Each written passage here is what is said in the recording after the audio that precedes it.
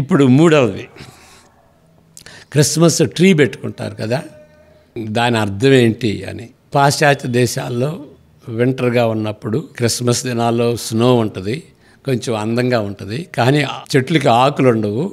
ఈ ever lasting trees, pine trees మాత్రం ఉంటాయి.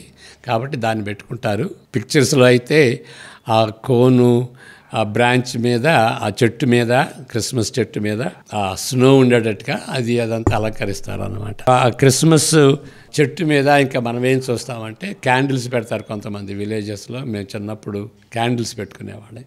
కొంతమంది బల్బ్స్ పెట్టుకుంటారు.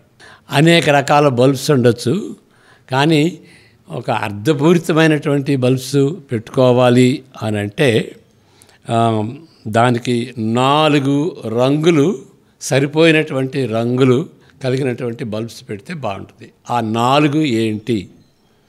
4 అంశాలను సూచించేది.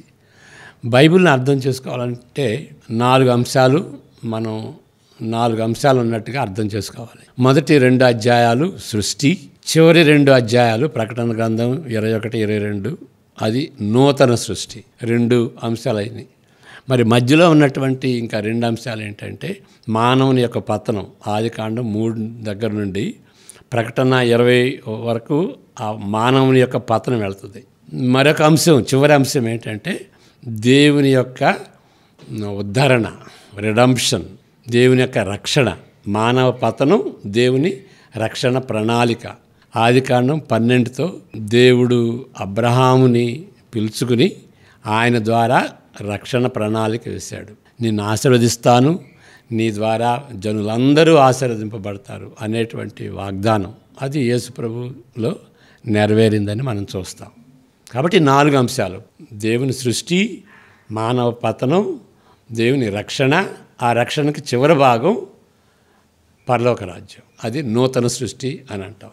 నూతన భూమి ఆకాశం అని కూడా అంటాం అన్నమాట. కాబట్టి ఈ 4 అంశాలకి సంబంధించినటువంటి ఆ బల్బులు పెట్టుకుంటే బ్లూ కలర్ దేన్ని సూచిస్తుందంటే నూతన సృష్టిని, పరలోకాన్ని సూచిస్తుంది. మరి వైట్ కలర్ దేవుడు సృజించినప్పుడు ఏ దోషం, ఏ లోపం లేకుండా పరిశుద్ధంగా ఉన్నది కాబట్టి అది వైట్ని సూచిస్తుంది. బ్లాక్ పెట్టుకుంటే మానవుని యొక్క పతనం.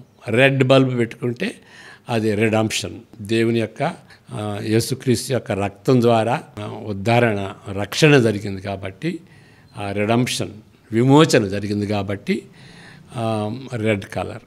ఈ 4 రంగులు పెట్టుకుంటే, అంటే కొంతమంది పెట్టుకుంటారు కానీ ఆ బల్బ్స్ ఎందుకు పెట్టుకుంటారు అనేటువంటి దానిలో అర్థం తెలియకుండా ఏదో రంగులు పెట్టుకుంటారు. కానీ ఈ 4 రంగులు పెట్టుకుంటే ఈ బైబిల్లో ఉన్నటువంటి సారాంశం అంతా కూడాను మనం జ్ఞాపకం చేసుకున్నట్టుగా ఉంటుంది. దేవుడు సృజించాడు, మానవుడు పతనమయ్యాడు, మరి యేసుక్రీస్తు ద్వారా దేవుడు మనిషిని విమోచించాడు. చివరికి ఆ విమోచన కార్యం ఎట్లా అంతమవుతుంది అంటే, క్లైమాక్టిక్ పాయింట్కి ఎట్లా వస్తుందంటే నూతన సృష్టి, పరలోక రాజ్యం అని ఆ విధంగా గుర్తు చేసుకునేటటువంటి రీతిగా ఆ క్రిస్మస్ చెట్టు మీద ఆ బల్బ్స్ ఉంటాయి.